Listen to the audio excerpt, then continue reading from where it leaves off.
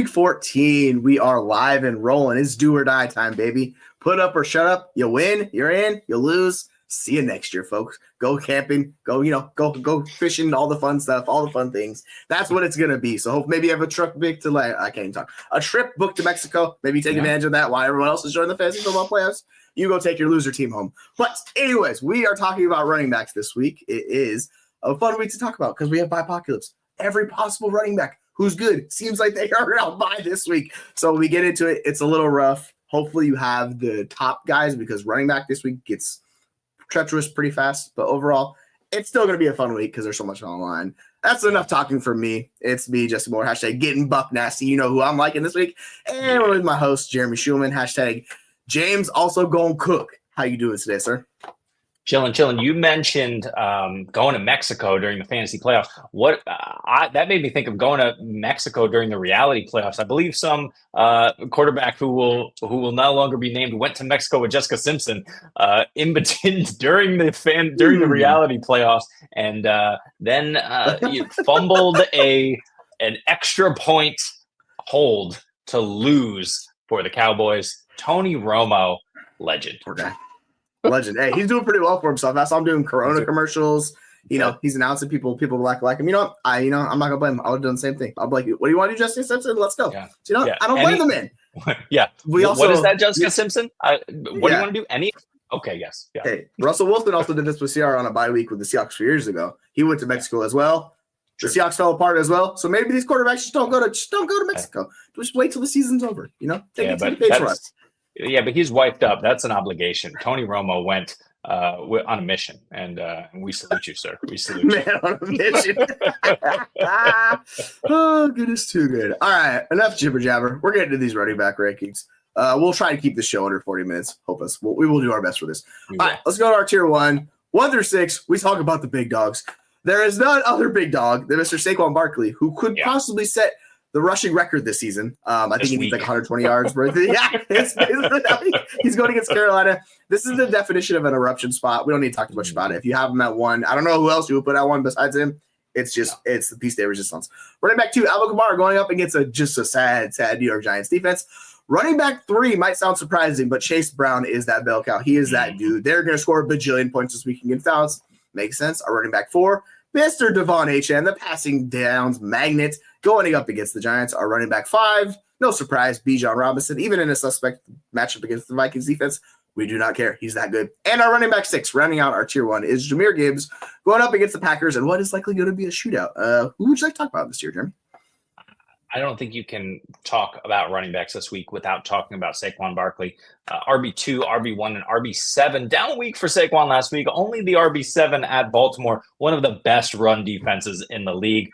Just 23 attempts for 107 yards and 1. And 2 for 10 through the air. Saquon Barkley is going to go absolutely nuclear. I do not think any Philadelphia Eagles starting fantasy weapon will see the fourth quarter in this one. That's fine. They only need 3 quarters to do a ton of damage. Saquon Barkley only 107 yards last week on the ground. I think he doubles it this week. He did that 2 weeks ago. He's an absolute monster, and they're playing at home in Philly. The fans want to see an eruption. Why not? Let's just, give it up to potentially the best team in football, and the Philadelphia Eagles love Saquon this week, obviously. Yeah, the Panthers give up 171 total yards to running backs each week. Saquon might hit that in the first half. That's just how good he is. So prepare. But just if you're going against Saquon, I think the teams have a 51% chance of making the playoffs. Teams that have Saquon, he's been that good. Good luck if you're going against him this week. Your team better bring that hammer because you're going to need it, folks. You're going to need it. Is there anybody else that intrigues you, or is it all kind of like a lot of the same guys? I think Chase Brown's the guy that probably stands out the most to me because of the Dallas matchup. But how are you feeling about, say, like Bijan and Gibbs? Because Gibbs splits work and Bijan. Is Bijan worried about Minnesota, or are you just firing him up because he's that good?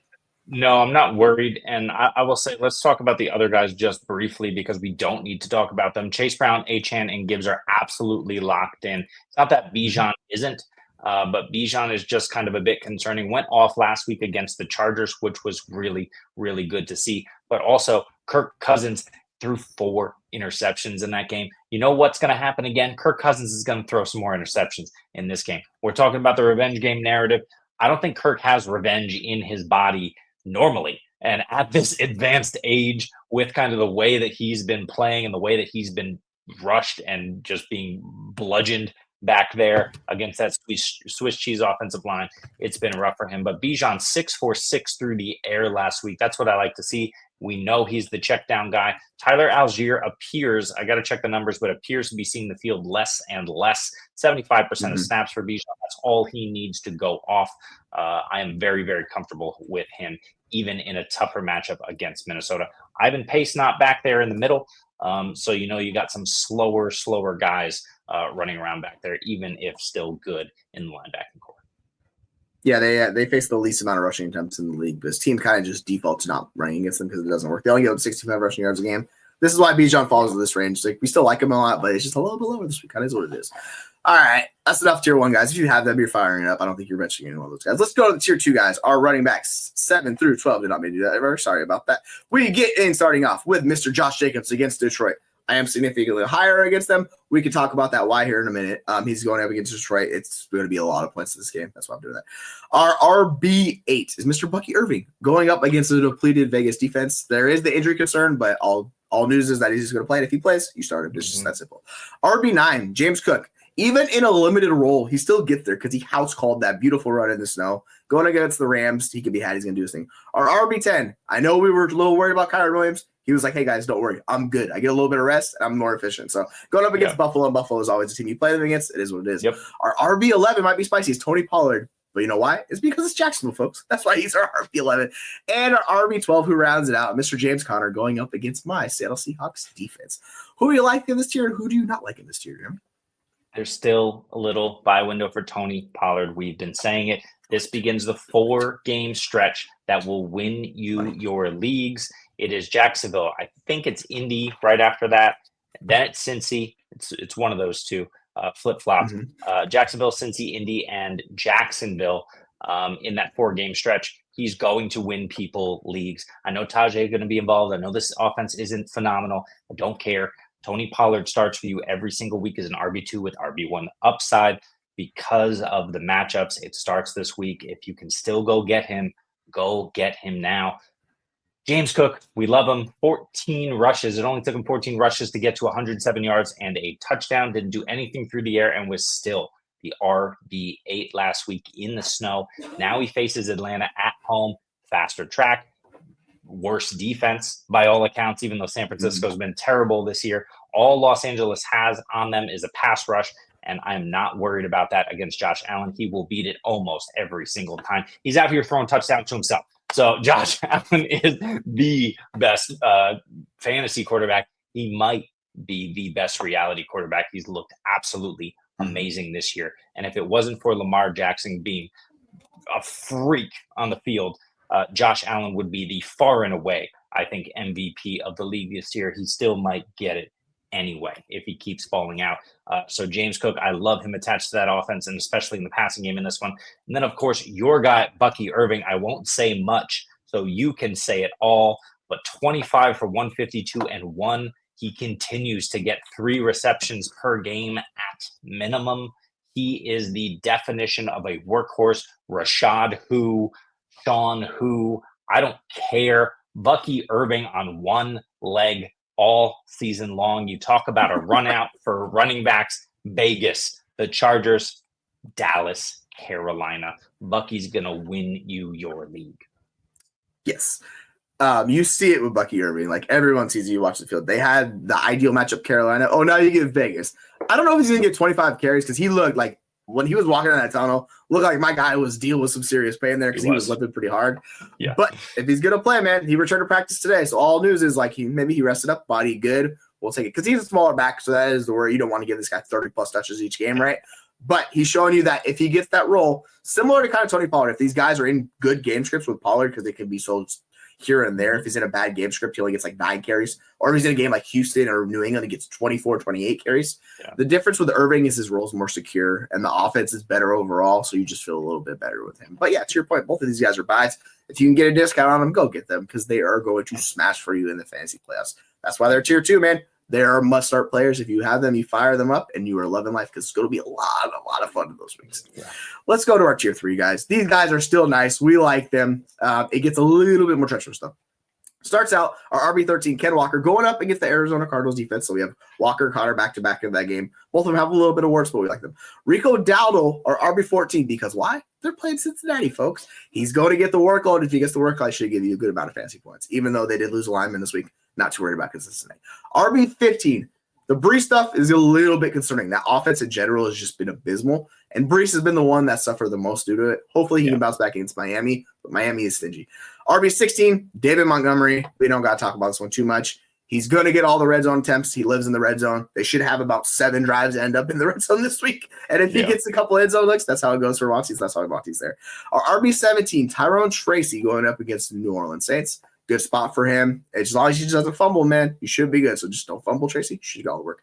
And our RB18 rounding out this tier is Aaron Jones going up against the Falcons, who literally cannot do anything to rush the passer. This should work out well for Aaron Jones. How do you feel about these guys in tier 3? Yeah, just real quick before we get to it, if you can see that, you can't, but you got to love breaking news. This says Mike Evans, Bucky Irving, and Tristan Wirfs did not practice today. That is Thursday. Crap. But we'll see what happens on Friday. Pay attention. So either ignore what we just said about Bucky and or apply to Rachaad White if Bucky Irving is out. Someone's going to smash in this game. I hope it's Bucky. Mm-hmm. We shall see. But let's move on to these guys. We got Kenneth Walker, yet Rico Dowdle. Rico Dowdle should not be ranked this high. RB14 is ridiculous for Rico Dowdle. It doesn't matter. He's been getting there on volume. Mm-hmm. He's absolutely been smashing. Look, he shouldn't do anything with Zach Martin out. That shouldn't be the case for him either. Guess what? I don't care. Uncle Rico stays balling. He's going to throw the ball right over them hills. Who gives a crap? 19 and 22 carries over the last couple of weeks. 3 targets and 3 receptions in each of those games as well. RB19 and then RB5 when he scored a touchdown. He's a volume king who, when he scores a touchdown, is an RB1 for you. And this week, he's got a nice matchup. Probably one of the better matchups that you can have as a running back. So you fire Rico up. He's your RB2 with RB1 upside. And then the other situation here is Tyrone Tracy. What the hell are we doing with Tyrone Tracy? He's another guy in a terrible situation, but he's the only guy in town, right? You got Malik. You got Theo Johnson's out for the year. So, Wandale is doing little. Maybe you have Darius Slayton, probably not with Drew Lock. So it's just Malik Neighbors. It's just Tyrone Tracy, and that is it. He's my RB18 just because he's our RB17 by consensus. He faces a pretty decent defense in New Orleans, but yeah, you fire him up. Why not? Yeah, they're giving up the 4th most fantasy points to running back. So like they can be had because they have another team that's dealt with a ton of injuries, just not the same team it was earlier in the season. So we're seeing that. So they can get exposed. It's just the more question is about Drew Lock and that offense, that they can build up enough offense and sustain him, because you're going to need a goal line touchdown and a touchdown if that does not happen. If he only gets 12 touches like he did last week, we're expecting him to push closer to 20. And if he gets 20 in this game, it'll be good. Next week against Baltimore, that's a whole different scenario. You probably don't want to play him. But this week, you could fire him up. And, the guys in this range, they're still good. I'm not really going to bench any one of these guys unless I have some really, really good options. Because we're even at Brees, we talk about Brees and the issues, it's still Brees Hall. It's really hard to bench him because he's such a talented player. So, it's been so up and down. He had 27 points 2 weeks ago. This last week against Seattle, he only got 6. He had a fumble. It all kind of went just wonky for him. He's also dealing with a knee injury, which is weird because he wasn't on the practice field today. So pay attention to that. If he does miss the game, which I don't think he's going to, but Braylon Allen will kind of slot into the spot because Braylon Allen's one of the high upside handcuffs. So if that happens, similar like we're talking about with Rachaad White, if an injury happens to the guys in front of him, you're playing them automatically because it's good matchups. So we'll go with that. Let's go to our tier 4, guys. You're going to These practice reports are flowing in. Quick note: Brees Hall did not practice today. Jacoby Myers did not practice today. We got lots of people not practicing today. What the hell? Monitor those reports. A Thursday rest is a bit weird, but yeah, it's week 14. Yeah. So yeah, teams are up against it. So guys are like, I don't know, man. You want me to play on Sunday? Give me an extra day. That's it. We'll see. So yeah, that's why we like these guys. Tier 4, these guys, it starts to fall off a little bit here. You're starting having questions. I think the guy that's the best in this group is the guy that leads off. It's Najee Harris. Agreed. I understand it's Cleveland, but Najee's been really good. He's been extremely consistent. We're kind of seeing that upside where the other guys kind of rotate out. It's Najee's backfield. As much as I wanted it to be Warren's backfield, it's not. They're going up against Cleveland. You can do good things against Cleveland's defense. Yeah. Our RB20, DeAndre Swift. I don't know, man. Like, it's just been so up and down with DeAndre Swift. Going up against San Francisco, another depleted defense. That's why it's kind of there. An intriguing player right here going up against Chicago is the new starting running back for the 49ers, Isaac Guerrero. We are unsure about what to do with him. You guys are a little bit higher than I am. I probably need to boost the rankings just because the Chicago defense is a little bit terrifying. But you can get them on the ground as opposed to the pass. So that's what it is. Our RB22 is the second Buccaneers running back. That's Rachaad White because they're going up against Vegas. And he still finds ways to get goal line work. So that's the last kind of thing he's holding on to. Yeah. We'll see if it goes away. Our RB23 is Chuba Hubbard. I am a little concerned. It's a bad matchup. On top of that, like Jonathan Brooks is probably going to cut into that workload even more. Yes. So, yeah, as good as it was for Chuba early in the season, it's clearly not that. So, he's more of a flex play this week. Our RB24, this one, I'm not sure how I feel about this one because I don't even know if Amir Abdullah is a starting running back, but we're treating it as he is the starting running back because, like, we saw McCormack have a good role. So, I want to pay attention to this one. This one's the most intriguing of this group because I don't know how this is going to work out. If it's McCormack, we'll just say it's the Raiders starting running back, whoever that is, kind of falls in this raid because they're playing Tampa Bay. And that defense gives up a lot of fantasy points. How do you feel about these tier 4 guys? Is there anybody you would like to highlight in this range? Well, Amir, we don't know if he's a starting running back, but also because we don't know if, Alexander Madison or Zamir White will be active. Mm-hmm. They're still not ruled out this week. They were ruled out early the last couple of weeks. So that's still up in the air. I bet one of those guys is active, but we'll have to wait and see. Yeah, Abdullah should always be used in the passing game. The good news is that Tampa offense should still be cooking. I expect them to have the lead in this game, so I would expect more Amir Abdullah.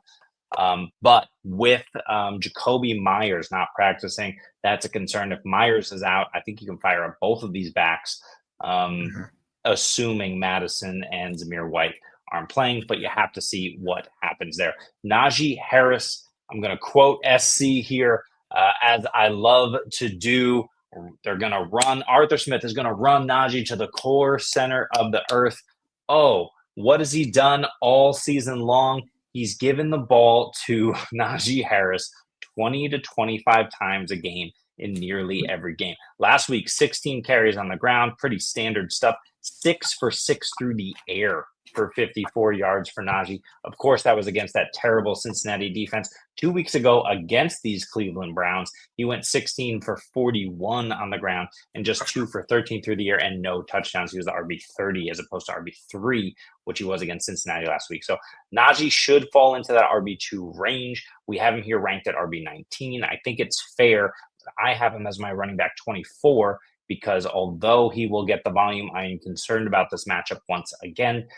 Cleveland, Pittsburgh is just different. This NFC North is just different when they get together. I had some concerns about, I think it was, Pittsburgh, Cincinnati last week because it was NFC North. Too bad Cincinnati is god awful on defense. That just doesn't work anymore. But Cleveland, Cincinnati, Pittsburgh, they always come to play, and they always come to play on defense. I think that game was 19-13 or something stupid. 2 weeks ago. Yeah, they beat Pittsburgh, Yeah, so it's going to be another one like that, although that one was in the snow. So we could have some more high-flying antics here. We will see. But, yeah, a weird one here for Najee. I hope he comes through, but I'm not confident.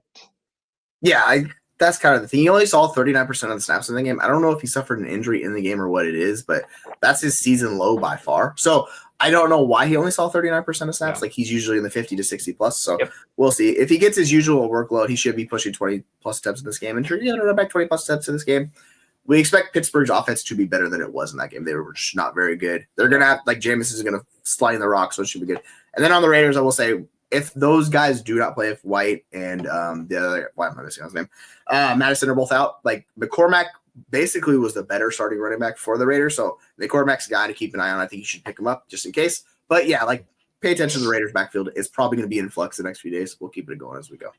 All right, we're getting up to it. These are our flex slaves running backs, or RBs 25 through 30, where you're having these guys have real questions. Starts out with Isaiah Pacheco, who is the first Chiefs running back we have. They're going up against the Chargers. This is a very tough matchup.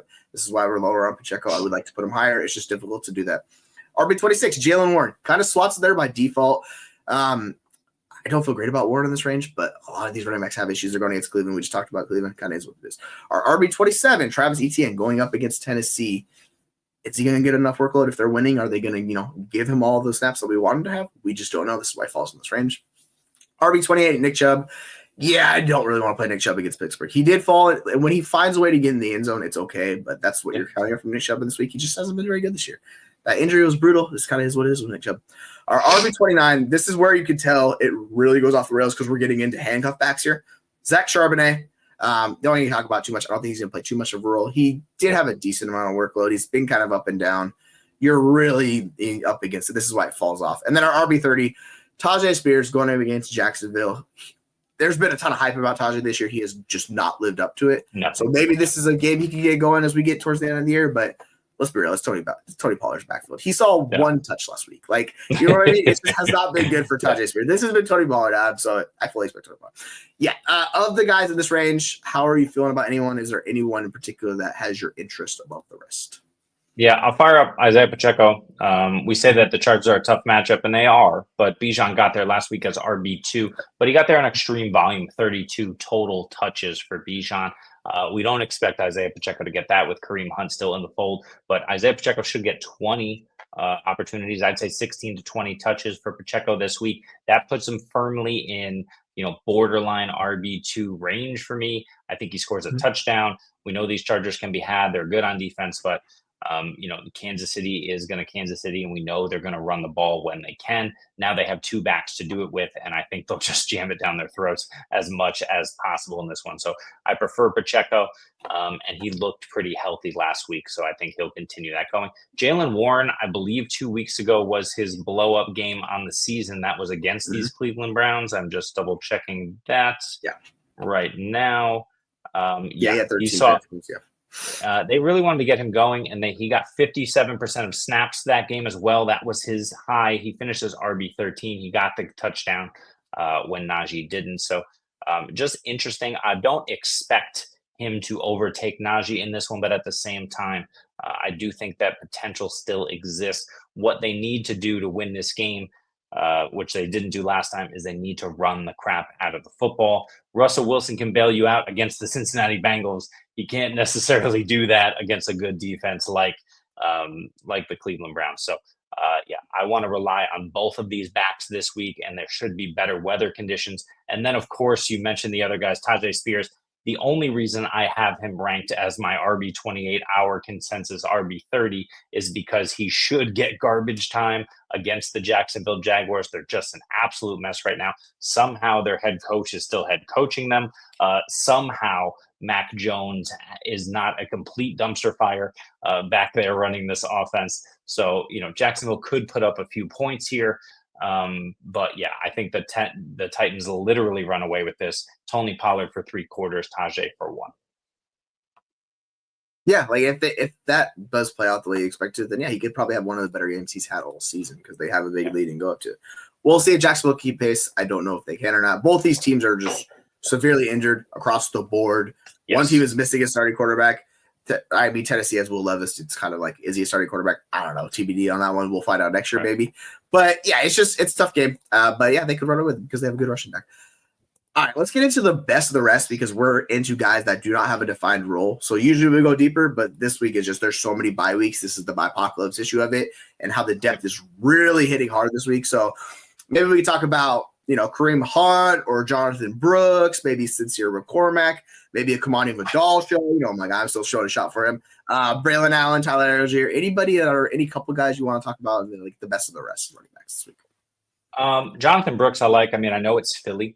But he looked so good last week. They're playing at Philly. And I do expect, we mentioned we don't love it for Chuba, but I don't mind Jonathan Brooks taking that shot. He's the rookie. He's getting the workload. He's going to steal some from Chuba, and we know they're going to have to throw the football. Jonathan Brooks looked really smooth catching the ball out of the backfield last week. We know that he has this in his bag. We expect this. Chuba's been fine in that regard, but Brooks should be better.